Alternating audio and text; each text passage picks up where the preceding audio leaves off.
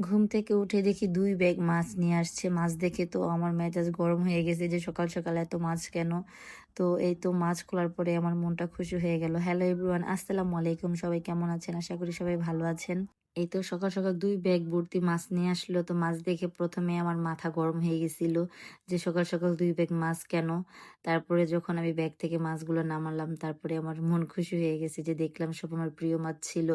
তো বড় মাছ ছিল, ছোট মাছ বেশি ছিল। তাই আমি আর কিছু বলিনি। কারণ ছোট মাছ আমি খাই। আর তারা বড় মাছ ছাড়া খায় না।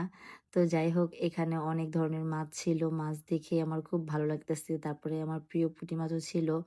তো মাছগুলো আমি সব গুছিয়ে নিচ্ছিলাম। তো এখানে আমার রান্নাঘরটা খুব ছোট।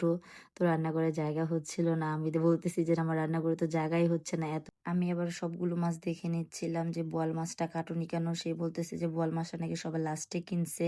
তো এখানে পাঙ্গাস মাছ, তারপরে রুই মাছ, রিটা মাছ এগুলা কেটে নিয়ে আসছে। তো আমি তো দেখে খুশি নয়তো ওই মাছগুলা কাটতে আমার অনেক কষ্ট হতো। এই তো ছাদে সবগুলো মাছ নিয়ে আসছি। এক, এক করে সবগুলো সাজিয়ে নিলাম। সবগুলো দেশি মাছ ছিল। দেশি মাছ খেতে কিন্তু অন্যরকম একটা স্বাদ। তো যাই হোক আমিও মাছ কাটতে বসে গেলাম ভাবির সাথে। ভাবি বলতেছে, "ভাবি তুমি এটা কি দিয়ে কাটতেছো?" আমি বলি, "কেন এটা কেচি?" সে তো হাসতেছে কেচি দিয়ে মাছ কাটা দেখে। আমাকে বলতেছে, "কেচি দিয়ে কি মানুষ মাছ কাটতে পারে?" আমি বললাম, "হ্যাঁ, আমি পারি। কেচি ছাড়া আমি পারি না।" তো যাই হোক এগুলা শুনে সে বেশি, বেশি করে হাসতেছিল। আজকের ভিডিও এই পর্যন্ত। সবাই সুস্থ থাকবেন, ভালো থাকবেন। আল্লাহ হাফেজ।